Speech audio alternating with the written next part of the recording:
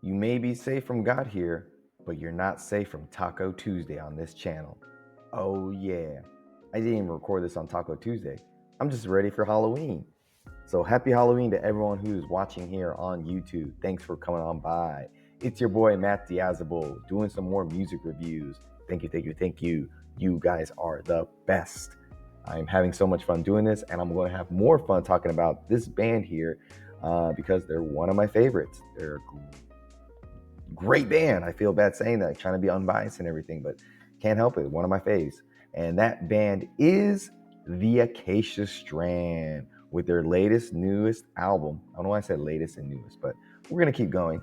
You are safe from God here. The Acacia Strain, you know, if you're into metal, hardcore, all that stuff, you probably have heard about this band.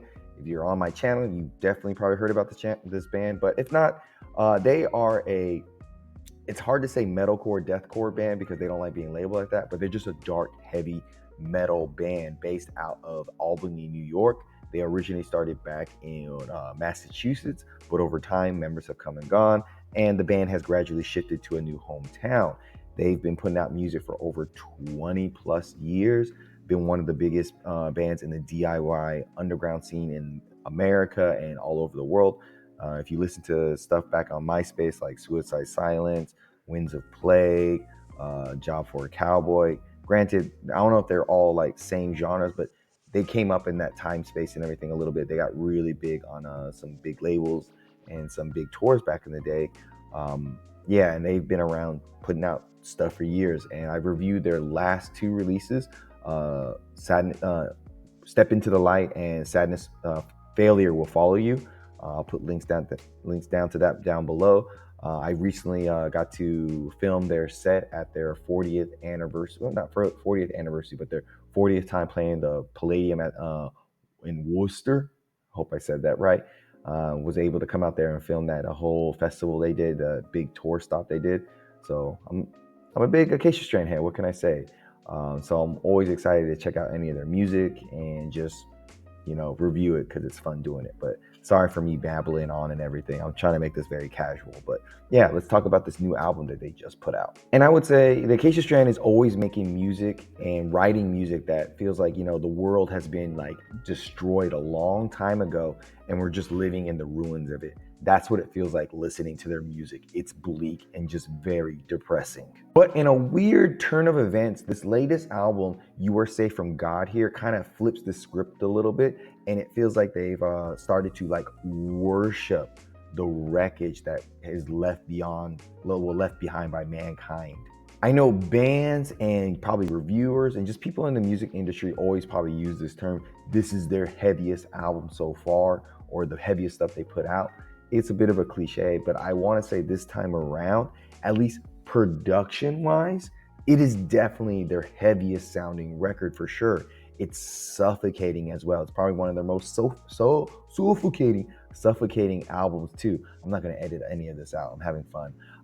And yeah, it's probably their heaviest and most suffocating record ever. It's both heavy in terms of sound. Like I said, it's very suffocating. It's very, you know, production-wise, very heavy, but also in spirit. There's just something about this that is just very heavy. It feels like a very dark sermon that is just, you know, being delivered through feedback, sludge, and despair. And I think that whole concept of a sermon / a ceremony is very prevalent, especially with the opening track here called Christ. I think I'm saying that right.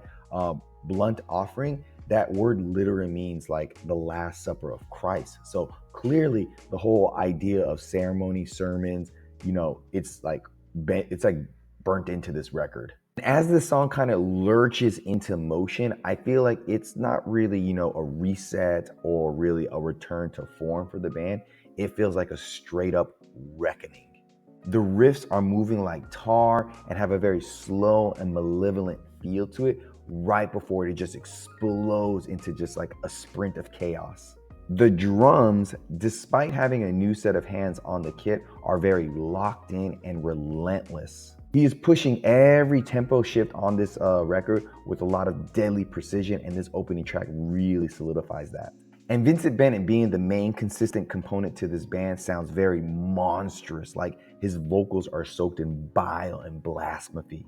while the bass just kind of roars under everything, shaking the foundation of the mix. This song perfectly, invokes what this album is about, and that is God's love doesn't shine on anyone. And so you get that sense of like decay and blasphemy that just, is filled throughout this whole record. And the band's classic swampy heaviness is everywhere on this record, from songs like A Call Beyond and to the song Swamp Mentality. Here on these tracks, it feels like the riffs are like ringing out like church bells submerged into like murky waters. The drums, they're just simple but yet very punishing, and they do a really good job of allowing the bass and the guitars to just ooze together into a very dense and unified assault. It's so ugly but so deliberate.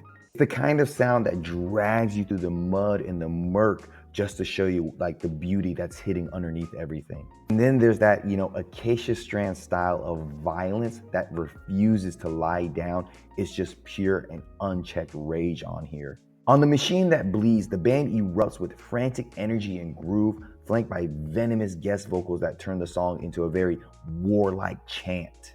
There's a swagger to it, that classic Acacia Strain sense of menace, but it's buried beneath the band's new like sludge and doom shell that they've created with these past few albums. Every riff on here feels like it's carving into flesh. Every drum hit just feels like, impact trauma to the head.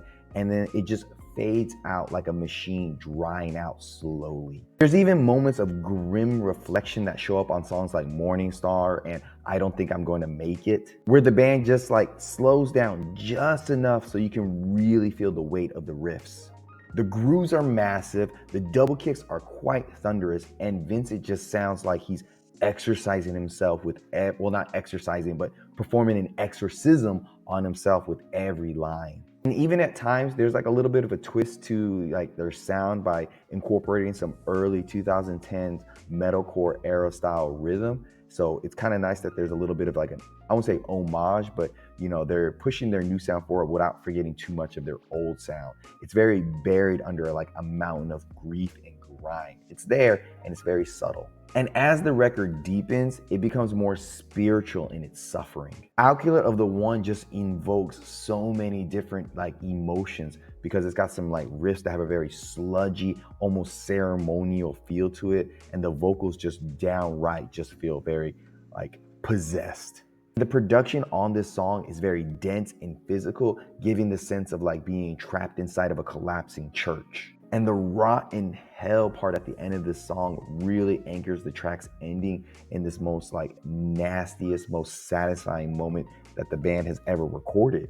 It just equal parts filthy and transcended at the same time. Then you have the middle stretch of the album with the songs, I think it's Aeneon Wrath, I don't know why I said it like that, Holy Moonlight, and Sacred Relic. They all blur into this very like monstrous movement, showing that the band has a very interesting take on building tension and release in their songs. The riffs are buzzing like saws, the drums alternate between frantic blasts and deliberate stomps, and there's like subtle synths that creep on in to add a lot of like cosmic and very uneasy tension to the record. And then you have Vincent's vocals that fluctuate between low, guttural, painful lows and very like distorted howls that almost feel like he's not even like human. He's speaking from somewhere that doesn't even like, isn't even humanly possible. Even when the pace kind of slows down, the intensity, it doesn't go away. Like on the song World Gone Cold, where they kind of step into the industrial territory with some really humming bass lines and mechanical rhythms before erupting into a final burst of pure chaos. It's a very clever contrast bringing in those industrial elements. It kind of has like a sound of like divine silence breaking under the weight of its own corruption. And then you've got the big ending song, Ura Christ, I still hope I'm saying that right, to Blood Loss, and it is a very haunting closing song. It takes every theme that the record has explored so far, faith, decay, divine absence, and just smothers it under, very thick layers of slow, tortured riffs. The song, it just moves like death itself, sluggish, patient, inescapable. And there's so many shifts between, like soft, eerie stillness, and then you just get on like full-on sonic collapse that just feels like you're being pulled from something that is just ancient and very, very scary. I gotta say, Vincent's like performance on this record is just all over the place in terms of just how much, range he has here. And it just sounds quite nightmarish on this particular track because he's got some really banshee-like screams that twist and turn into almost some demonic lows. While he's doing all these screams, it feels like the band is right behind him, just conjuring the apocalypse with all the playing they're doing here. And so when the final notes of this album just kind of plays out, it feels like it doesn't feel like an album, it just feels like a weird desecration of everything spiritual. The album, it feels grotesque, it feels spiritual, and strangely beautiful. It just feels like accumulation of everything the Acacia Strain has built over the past 2 decades and just showing their evolution. And so I feel like they've taken their past selves, the doom version of Acacia Strain, the deathcore version of Acacia Strain, and just really merged them all together into something that really transcends into a different genre that is just pure existential heaviness. And so I would say You Are Safe from God here is probably the Acacia Strain's most complete vision yet in terms of making music and just making something that is beyond what they're going for. And that is a sermon of the faithless and a hymn for the damned. And so you don't really listen to this album. You just kind of hope you survive it after taking all of this like depressing stuff and just heavy music they're making here. So this latest Acacia Strain album, I would have to give it a good and decent 9 out of 10. Links down below. Tell me what you think about this album. Tell me what your favorite tracks are. I'm all over the place. And until next time, guys, happy Halloween. Good things about you.